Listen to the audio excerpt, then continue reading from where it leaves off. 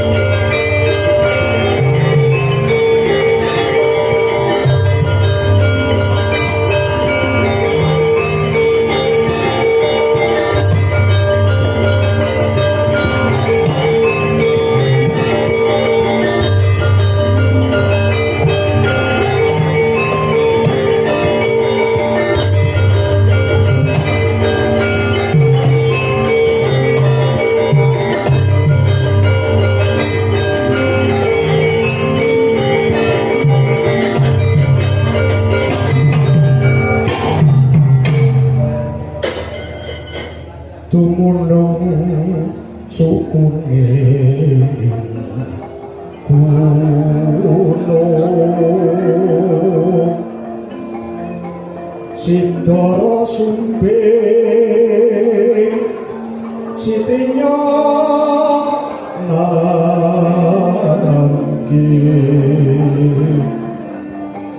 Lor Jinawi Ya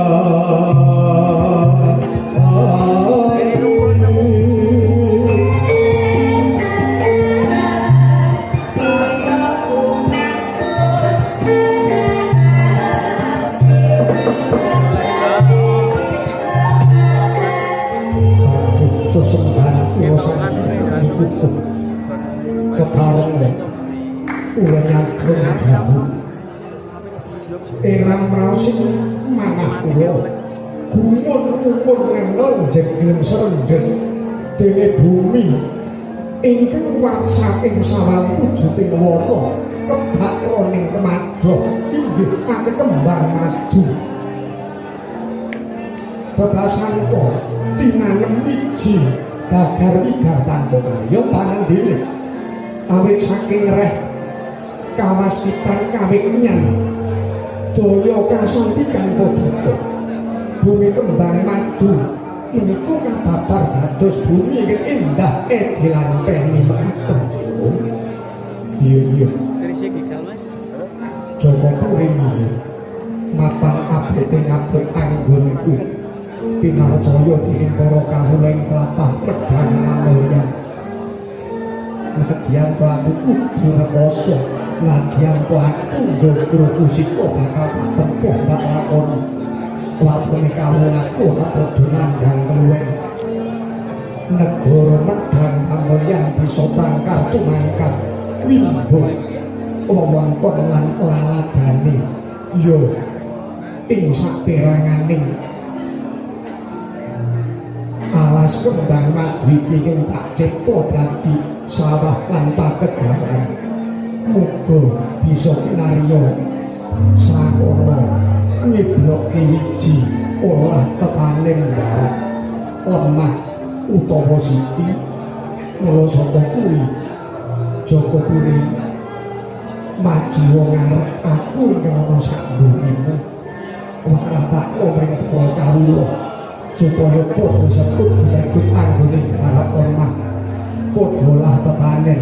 nandura pari, nandura jagung, kopi, panili, mbakune aja nganti teduh. Nanging kados pundi sih? Bene terasi manahku jet kula ingkang wonten ngajeng kok ingkang ngadosi kula menika sipating Doro Bupati menika lajeng badhe kados pundi mangke ora usah dadak kakehan panrasa ingkang baku waktu dina iki Jokure Pandeganono sangganing ora mung Kisma Bisuwa ngerto ngrembaka tuwak ing tlatah Kedhu munggahe menawa negara medhang kampiye ngesaken dawuh keparing nyuwun pamit jinul.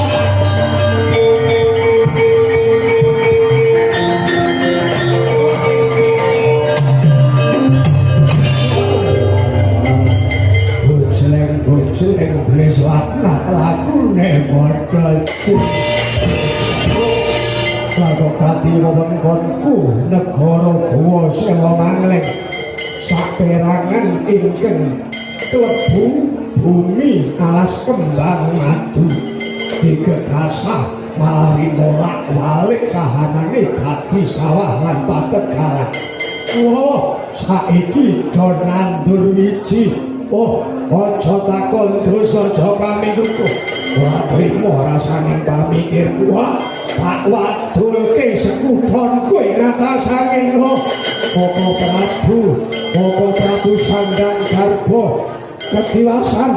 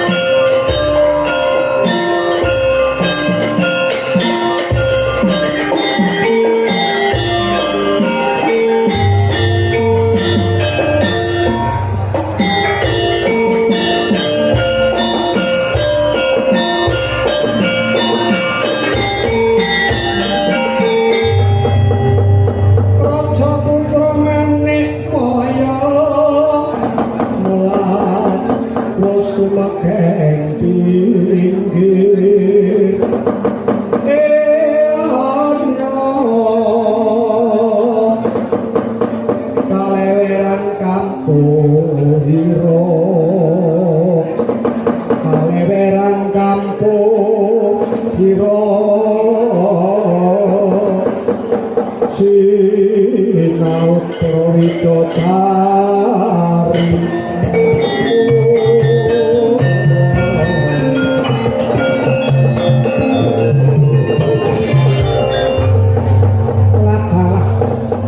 jagat masih seneng bakoro yo bandaku yo donyaku Patih Mas Proluwe wonten paring dawuh yaji ana pratane Yayi Jinanda saka negara Gowa Selo Mangling monggo katuran uji dhateng suwanipun ingkang rayipun Prabu Diyada. Oh Yayi rahayu sak pratamu ladal inggih Koko Prabu pangestu paduka wilujeng sungkem kula kunjuk ya tak tampa pangestu ketampanana abdi pitados simak menawi dadi apa sumangga pengawak Braja Swanira wah ladal inggih sedaya namung amargi saking lakasipun cedhis Joko Amikukuh ingkang wani mbabati wana kembang madu dipun walik kawontenanipun dados sawah lan pategalan ical beburaning wana ing winarya petegan kula sak wadyabala parandene sakmenika dipun tanemi wiji wekasan saya kadongen wah boten trimah sing manah kula kedah males sasa wiranggul langkung-langkung anak kula penceplik lan mandheling ing kala semanten sami sesobo nyobi anisil wae dami dipun sepatani dening Joko Amikukuh dados sipating tikus Koko Prabu pramila nyuwun sabiyantu panjenengan oh ya rene negara ngakasangin kene kondang minangka negara adikwasa bebalaku akeh kang dadi sifat kandelku pirang-pirang aja wedilan kangelan bebarengan sekuton kelawan pun kakang ayo digempur alas kanane alas kembang madumu hai negara medhang kamulya metu dina iki pun pamit kepareng desi di rumi ini lampah sinujak sing pareng hati-hati ora bakal suwipun kakang sumusuh ning aku ya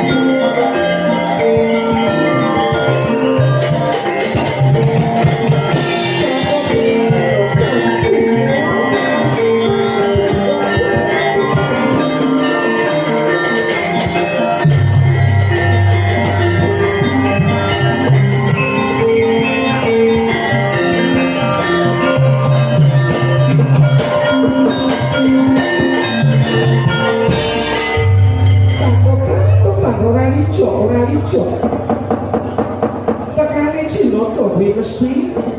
gawe wisuna mesti gawe ukara ingkang ora becik tumrap jeneng sira kula aduh ibu kula mboten mentala kali Yayi Jinata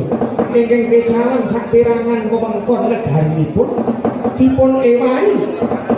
dados simating saben lan pategilan dening Joko Amikukuh ratu ing medhang kamulyan kepara laladan menika sinebat laladan kedhu samangke tobat lan banjur karepmu kuwi aku piye lelah paduka Kanjeng Ibu kula badhe ngirit wadyabala gebak bondo yuda paling kathah kedhu yen nyata pancen asiling bumi menika sae tetaneman menika jalari tuwuk lan segering amboga samangke badhe kula lintoni Mas Picis Raja Brana saking negari ngatasangin mula wetune bumi kedhu badhe kula boyong dhateng negari ngatasangin mriki lan wanti-wanti kang dadi balengku kula yen kowe ngambah bumi kedu aja lanyo-lanyo aja nalungkuk awet wong kedu ngritik daya ampuh-ampuh sedhi mantra guna sangar bumine jalma mara mati satu padha mara keplayu kuwat sampun monggo kula kanthi nitih rata ngambah Jumantara inggih pun Kyai Kencana Jumantara kula kanthi dhateng bumi kedu dipun presani piyambak ayo teh pondok lagi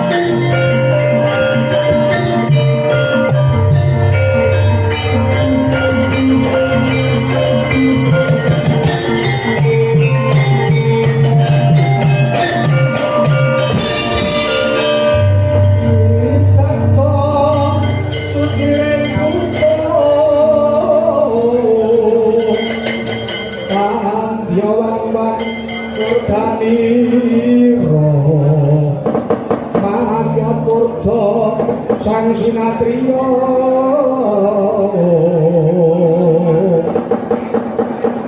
Magatutha Sang Sinatri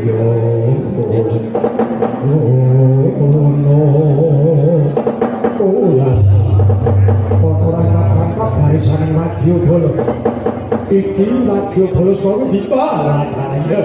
takon marang aku patih negara ngatasake patih wastra luwih wadya balane sinuwun Prabu ya sinuwun Prabu Sandang Garba ya ana sing nyebut Juragan Dampu Awang saka negara Botowiyah iki karepmu bakal jaluk tangan tuwa ing tlatah Kedhu jare wohe enak bisa gawe tuwa TUWUK ora nganggo R iki ora sebab beda sauni wis apa siji tegese iya monggo lah banjur tak ijoli Mas Bicis Raja Brana dhisik ora saiki wah yen to kowe ora entuk ya wis ora entuk tak jaluk ora entuk tak ijoli kepara panggal tak rebut dina iki kowe bakal munasika karo Brahmacara ngraman ning negaraku Medangan yang yo bumi Kedhu panggal tak ayoni malang-malang kaya gendhewa mentang-mentang kaya gendhewa malang-malang kaya undha kene marganing batimu dodok ambil jalan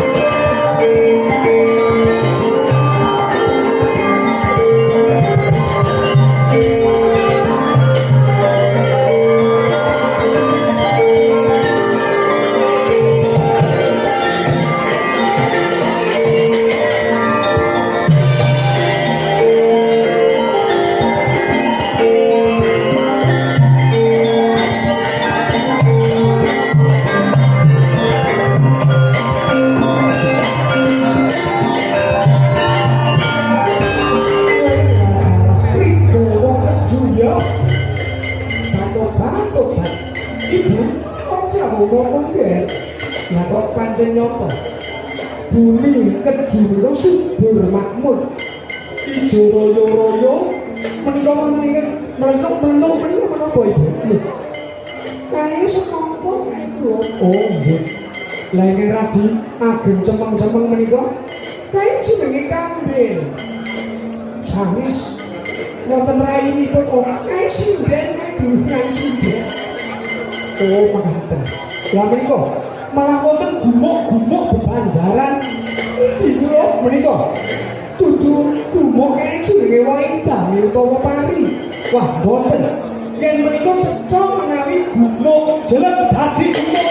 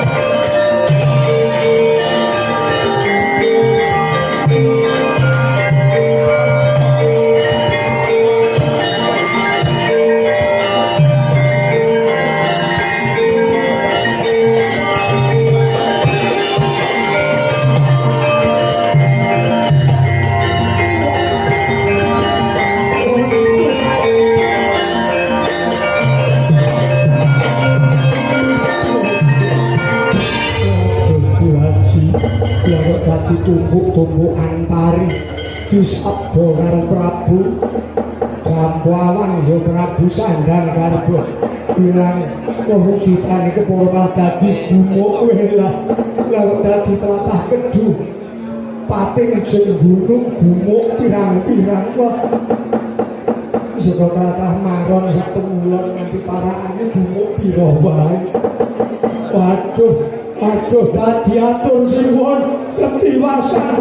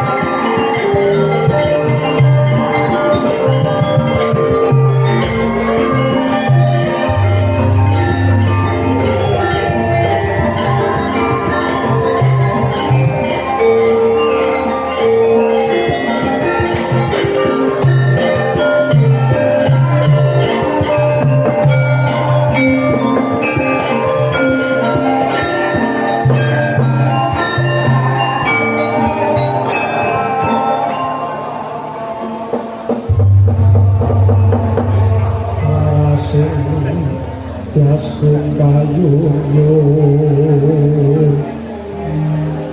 Hangayomi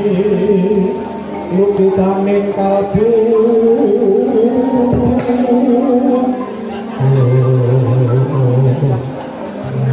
Gambir wono lawan ini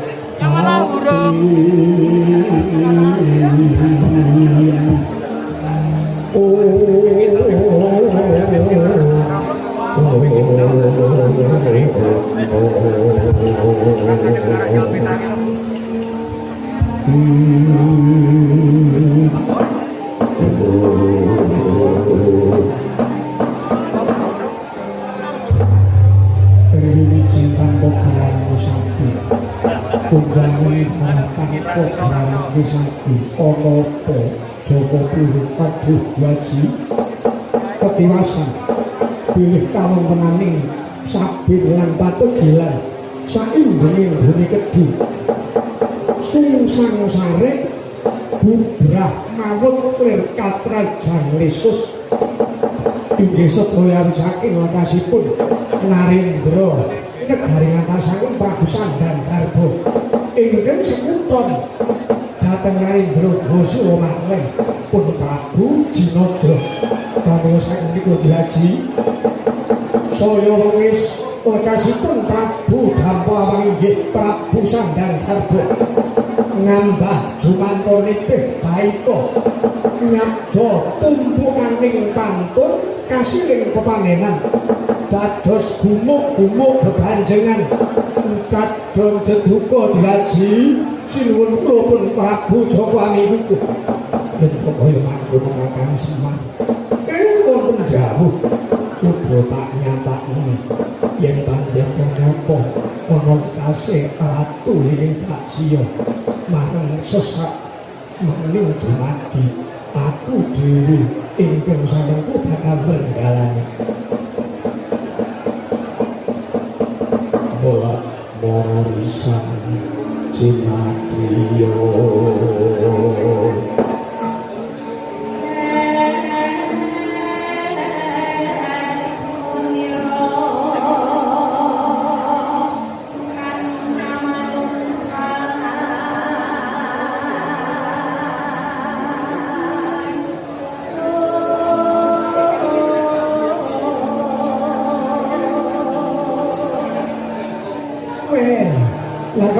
Dorong kepethuk cakil ning dalan iki piye lah lah soleh kok nganti kaya wong tenan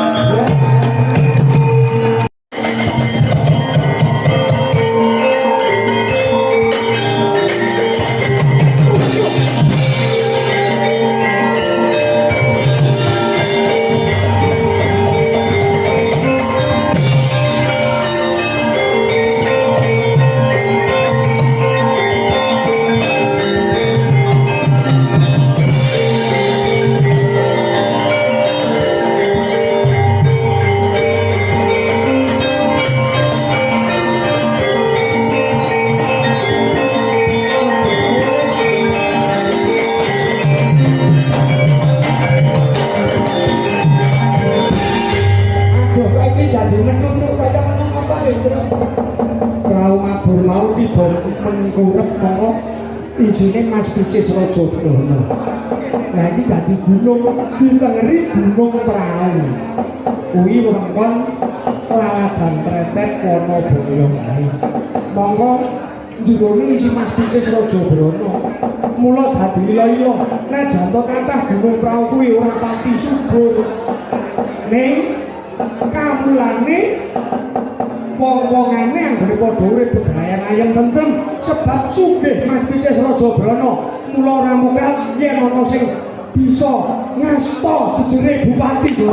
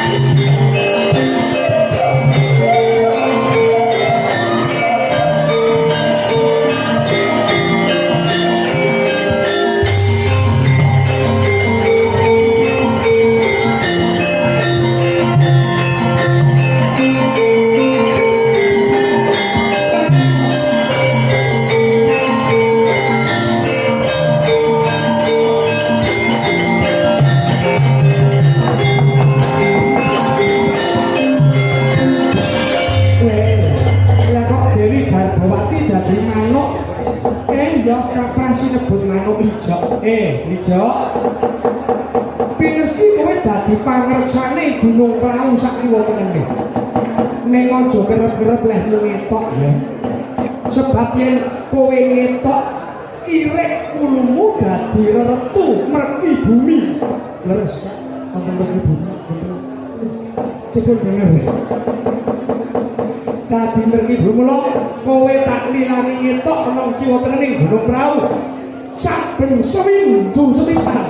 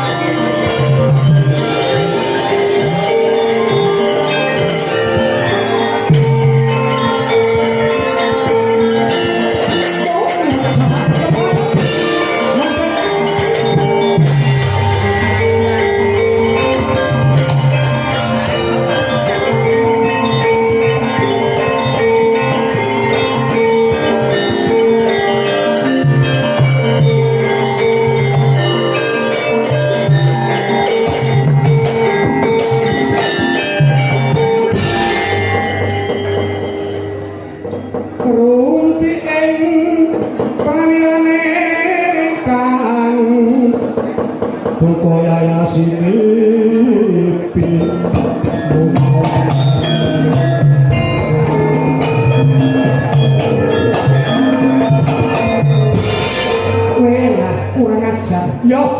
drohon dimawanan kowe aja kami kuku. Nyepatani prauku dadi gunung, nyepatani ibuku dadi manuk ijo. Ya, belakno ora wirangku. Tak kereng kawan Joko miku kok ayo.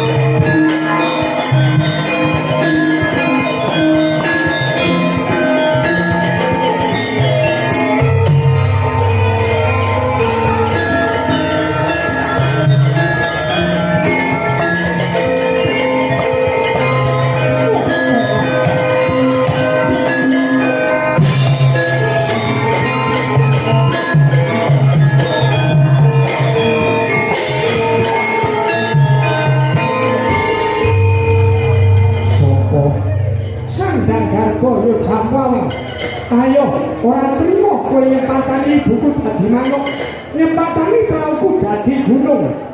Aku ya ora trimo kowe rusak kahanane tatanan ing bumi kedune negara Kedhang Mulya. Tanding lawan aku, sakri jamulak sembahan.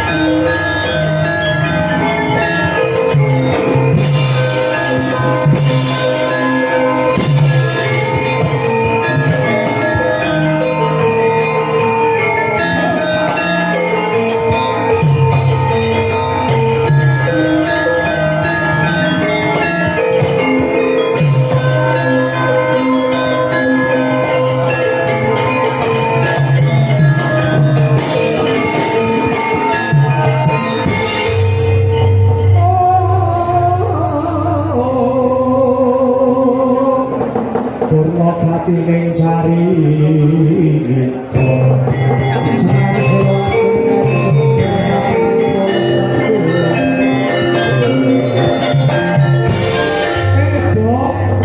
sandang garbone reno Joko puring apa Joko miku kok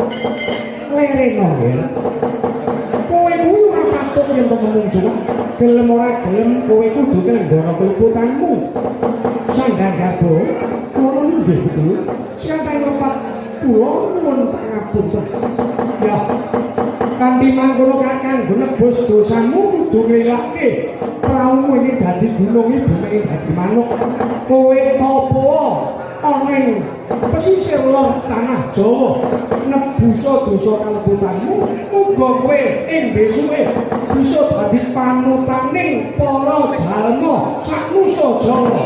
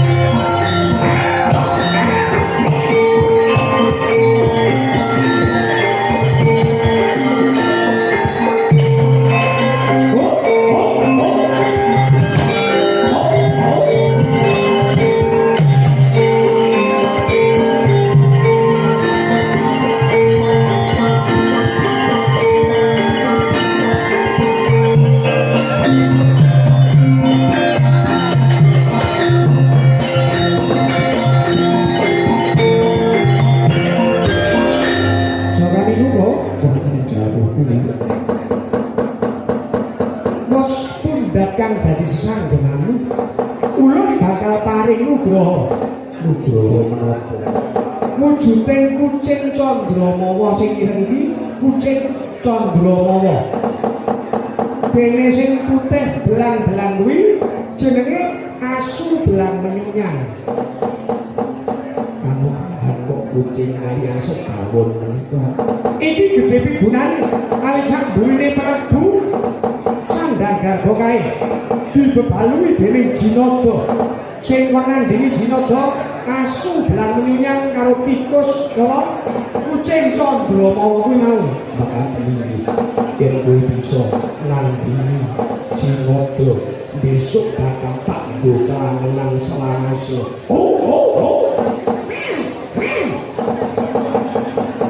iso nyauri asu iso nyauri lah ora ketok nek Joko ngene iso ora main jenenge kuwi apa arep dijenengi Surya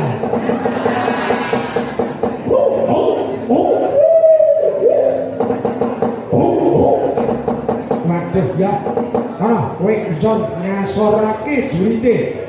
sing sapa kuwi jenenge mau Jinada bakal kanggo kelangenan dening Sang Jaka Mingkukuh muga sinesan jagat sak isine kanthi dumadine lelakon iki lan gedhening lelabuhan kita bakal ulun tetepake minangka punden pikukuhe bumi kedu nganggo gelar Sang Agung Makukuhan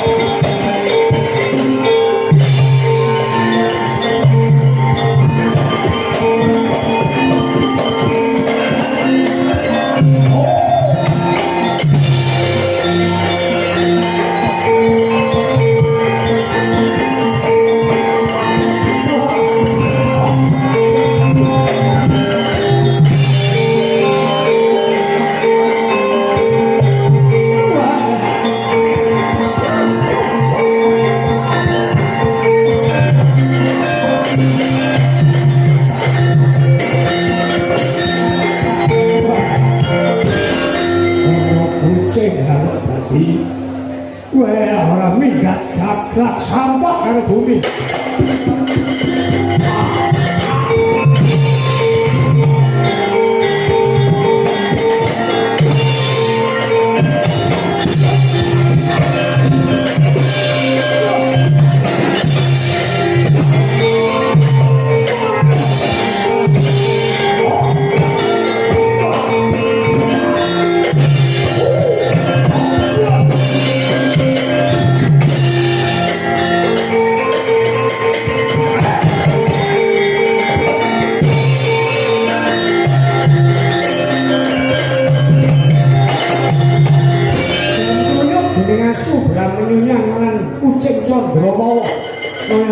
Baskara Titi Mangsa ilang iki depak wujuding Prabu Jinada salah kedaden dadi tikus